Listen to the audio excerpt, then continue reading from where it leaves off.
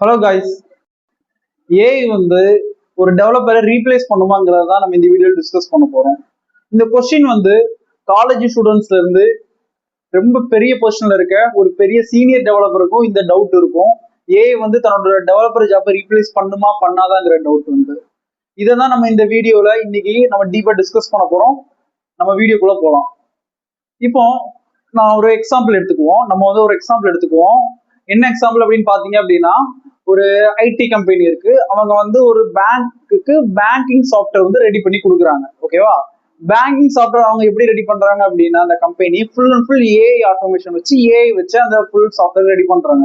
டிசைனிங்ல இருந்து டெவலப்மெண்ட்ல இருந்து டெஸ்டிங்ல இருந்து டெப்ளாய்மெண்ட் வரை எல்லாமே ஏஐ வச்சு ரெடி பண்றாங்க. அந்த ஒரு சாஃப்ட்வேர், பேங்கிங் சாஃப்ட்வேர் இப்போ எல்லாமே ரெடி பண்ணி முடிச்சாச்சு. அவங்க கிளைண்ட் கிட்டையும் ப்ராஜெக்டை சப்மிட் பண்ணிட்டாங்க. இப்போ சப்மிட் பண்ணி 2 to 3 months நல்லா தான் போய்கிட்டு இருந்துச்சு. இப்போ வந்து என்னன்னா, திடீர்னு வந்து ஒரு ஹேக்கர் வந்து அந்த சாஃப்ட்வேர் வந்து ஹேக் பண்ணிட்டாங்க அப்படின்னா அதுல ஒரு சின்ன லூப் ஹோல் இருந்திருக்கு ஏஐ டெவலப் பண்ணதுல. ஸோ அந்த சாஃப்ட்வேர் ஹேக் பண்ணிட்டாங்க. இப்போ ஹேக் பண்ணா இப்போ அங்க வந்து அந்த பேங்க் சாஃப்ட்வேர் ஹேக் பண்றதுனால நிறைய course of tons of money வந்து பேங்க்கு கண்டிப்பா லாஸ் ஆயிருக்கும். இப்போ இதுக்கெல்லாம் யார் ரெஸ்பான்சிபிலிட்டி எடுத்துக்குவா அப்படின்னு உங்களுக்கு ஒரு டவுட் இருக்கும். இதுக்கு கம்பெனி ரெஸ்பான்சிபிலிட்டி எடுக்குமா, அப்படி இல்லாட்டா அவங்க ஏஐயால டெவலப் பண்ண ஏஐ வந்து ரெஸ்பான்சிபிலிட்டி எடுக்குமாங்கிற டவுட் வந்து எல்லாத்துக்குமே இருக்கும் இல்லையா? அதுதான் நம்ம இப்போ டிஸ்கஸ் பண்ண போறோம். ஏஐ வந்து என்னைக்குமே ரெஸ்பான்சிபிலிட்டி அண்ட் அக்கௌண்டபிலிட்டி எடுத்துக்க முடியாது. பிகாஸ் அது வந்து ஒரு ஏஐ மெஷினுக்கு சம்பந்தம்.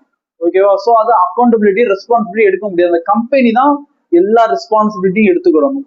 இப்போ அந்த ஏஐ வந்து தப்பா கோட் கொடுத்ததுக்காக அந்த கம்பெனி வந்து ஏஐ பனிஷ் பண்ண முடியுமா, இல்லாட்டா ஒரு எம்ப்ளாயி மாதிரி அதை டெர்மினேட் பண்ண முடியுமா? ஸோ எதுவுமே முடியாது. அப்போ ஒரு சாஃப்ட்வேர் ப்ராஜெக்டை பொறுத்தவரை அதோட ரெஸ்பான்சிபிலிட்டி அக்கௌண்டபிலிட்டி வந்து சாஃப்ட்வேர் டெவலப்பர் கிட்ட இல்லாட்டி இன்ஜினியர் கிட்ட மட்டும்தான் இருக்கும். ஸோ அவங்களுக்கு கண்டிப்பா எந்த ஒரு ஐடி கம்பெனியா இருந்தாலும் சரி, அவங்களுக்கு ஒரு கண்டிப்பா software developer R software engineer கண்டிப்பா தேவைப்படும்.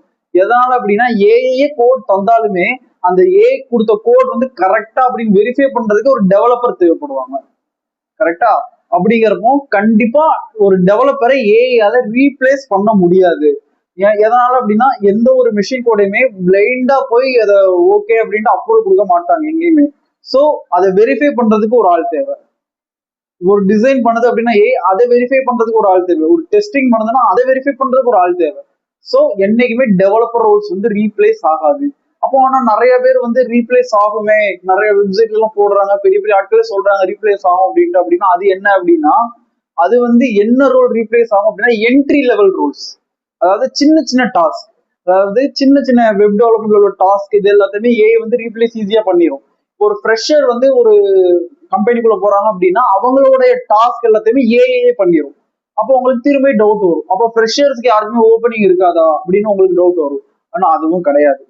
எதனால அப்படின்னா, என்னதான் ஃப்ரெஷர்ஸோட டாஸ்கை ஏஐ எடுத்து பண்ணாலுமே நம்ம கம்பெனிக்கு சீனியர் டெவலப்பருங்கிறது ஒரு ஆள் தேவை. ஃப்ரெஷரா இருந்துதான் சீனியர் டெவலப்பர் ஆக முடியுமே தவிர டைரக்டா சீனியர் டெவலப்பர் ரோல் எல்லாம் யாருமே போய் உட்காந்துட முடியாது. அப்படிங்கிறப்போ ஒரு கம்பெனி ஃப்ரெஷர் ஹையர் பண்ணாதான் அவங்க ஃபியூச்சர்ல அவங்க சீனியர் டெவலப்பராகவே இருப்பாங்க. இப்போ இது மூலயமா நம்மளுக்கு என்ன தெரிஞ்சுக்கணும் அப்படின்னா, ஃப்ரெஷர் ஹையர் பண்ணாதான் செய்வாங்க. அப்ப எப்படி அது ரீப்ளேஸ் ஆகுது அப்படின்னா, சொல்லப்போனா அது ரீப்ளேஸே ஆகல, அவங்களோட கவுண்ட் குறையுது. அதாவது ஒரு கம்பெனியோட இன்டேக்கோட கவுண்ட் கம்மி பண்ணிடுவாங்க. இப்போ முன்னாடி எல்லாம் ஒரு கம்பெனியோட தேவைப்படி 20 பேர் எடுக்கிறாங்க அப்படின்னா ஏஐ வந்ததுனால ஒரு 10 பேரா குறைச்சிருப்பாங்க, 10 பேரை மட்டும் தான் எடுப்பாங்க. அந்த மாதிரி கவுண்ட் குறையும். நெக்ஸ்ட் வந்து என்னன்னா, எக்ஸ்பெக்டேஷன் அதிகமாகும். இப்போ எம்ப்ளாயியோட எக்ஸ்பெக்டேஷன், இப்போ ஒரு ஃப்ரெஷரோட எக்ஸ்பெக்டேஷன் வந்து முன்னாடி எல்லாம் என்ன பண்ணுவாங்க அப்படின்னா, எனக்கு வந்து இந்த 2 லாங்குவேஜ் தெரிஞ்சிருந்தா போதும், பேசிக்கா எனக்கு இது தெரிஞ்சிருந்தா போதும், ஓகே ஹையர் பண்ணிடலாம் அப்படின்ட்டு ஒரு ஐடியால மைண்ட் செட்ல இருப்பாங்க. இப்போ ஏஐ வந்ததுனால எனக்கு இத்தனை விஷயங்கள் தெரிஞ்சிருக்கணும், அதிகமான எக்ஸ்பெக்டேஷன் ஒரு ஃப்ரெஷருக்கு மேலேயே அவங்க வந்து வைப்பாங்க. இந்த ரெண்டு விஷயம் தான் அவங்களுக்கு மாறுதே தவிர ஏஐ வந்ததுனால வேற எதுவுமே இல்லை. ஒண்ணு வந்து இன்டேக் குறையும், அதாவது ஒரு கம்பெனி ஹையர் பண்ற இன்டேக் குறையும். ரெண்டாவது விஷயம் என்ன அப்படின்னா, அவங்களோட எக்ஸ்பெக்டேஷன், ஒரு ஃப்ரெஷருக்கு மேல வைக்கக்கூடிய எக்ஸ்பெக்டேஷன் வந்து அதிகமாகும். இந்த 2 விஷயம் மட்டும் தான் ஏஐ வந்ததுனால சேஞ்சஸ் நடக்கும், வேற எதுவுமே ஆகாது. டெவலப்பரை எந்த ஒரு ஏஐனாலுமே ரீப்ளேஸ் பண்ணாது. இன்னொன்னு தெரிஞ்சுக்கோங்க, ஏஐ வந்து ஆர்கிடெக்சர் ஃபீல்ட்லயுமே ஏஐ வந்து வந்துருச்சு. அதுக்காக எல்லா ஆர்கிடெக்சர் வேல்யூட்டையும் நிறுத்திட்டு ஏஐலயே நம்ம டிசைன் போட்டு எல்லாமே பில்டிங்கு பிரிட்ஜ் எல்லாமே கட்ட முடியுமா? முடியாது. அதே மாதிரிதான் நம்மளுக்கும் அத நீங்க என்னதான் ஏஐ வந்து ஏஐ எல்லாமே பார்த்துக்கும் அப்படின்னாலுமே ஏஐ தந்த கோடை வெரிஃபை பண்றதுக்கு ஒரு டெவலப்பர் தேவை. அதை எல்லாருமே நம்ம வந்து மைண்ட்ல வச்சுக்கணும். ஸோ கண்டிப்பா எந்த ஒரு டெவலப்பர் ரோலையுமே ஏஐ வந்து ரீப்ளேஸ் பண்ணாது. அதோட இன்டேக்கை குறைக்கும், அதோட எக்ஸ்பெக்டேஷனை அதிகமாக்குமே தவிர வேற எந்த ஒரு சேஞ்சஸுமே இதுல நடக்காது. ஸோ யாருமே டெவலப்பர் ரோல்ஸை பத்தி டவுட்டோ பயப்பட வேண்டிய விஷயமும் எதுவுமே இருக்க தேவையில்ல. இதுதான் இந்த மாதிரி டெக் கண்டென்ட்ஸை, இந்த மாதிரி டெக் கொஸ்டின்ஸ், டெக் டவுட்ஸ், இந்த மாதிரி நிறைய விஷயங்களை பத்தி தெரிஞ்சுக்கணும் அப்படின்னா நம்ம சேனலை சப்ஸ்கிரைப் பண்ணிக்கோங்க. இதே மாதிரி டெக் ரிலேட்டட் டெக் டவுட்ஸோட வீடியோவை நம்ம வந்து கண்டினியூஸா அப்லோட் பண்ணிக்கிட்டே இருப்போம். பாய்.